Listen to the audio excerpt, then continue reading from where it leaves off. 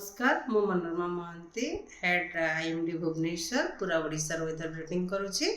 आदि देखा गत 24 घंटा कोरापुट जिले में सर्वनिम्न तापमात्रा रेकर्ड करा 10.4 डिग्री सेल्सियस आउ गत 24 घंटा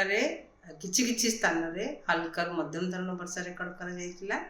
सर्वाधिक वर्षा रेकर्ड करा देवगढ़ जिले में 18 मिलीमीटर। आज जदि देखा आज कि भी वर्षा रहिबो हल्का मध्यम हल्का वर्षा मोस्टली रहिबो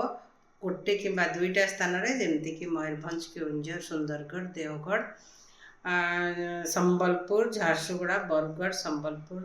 सोनपुर बौद्ध बलांगीर नुआपड़ा कलाहांडी नवरंगपुर कोरापुट मालकानगिरी जिले में आ जदि देखा काली मतलब 1 तारीख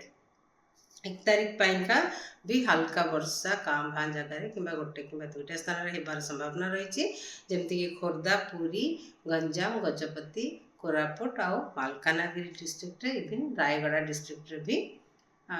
पाग मेघुआ रोटे कि दुईटा स्थान हल्का वर्षा होबार संभावना रही 2 तारीख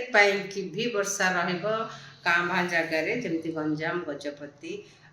रायगड़ा कलाहांडी और मालकानगिरी रे हल्का वर्षा रहिबार संभावना रही पाग मेघुआ भी रहिबार संभावना रही तापरे भी वर्षा रहिबार संभावना रही जमती कि 3 तारीख रे कोरापुट मालकानगिरी रे गोटे कि दुईटा स्थान रे वर्षा होबार संभावना रही वर्षा मोस्टली हल्का वर्षा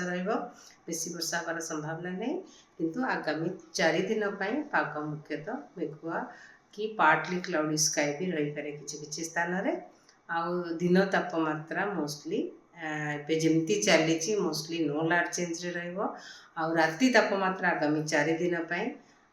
भी किछि बेसी परिवर्तन होबार संभावना नहीं 4 दिन पर रात्रि तापमात्रा 2 ରୁ 4 डिग्री कम होबार संभावना रही। धन्यवाद।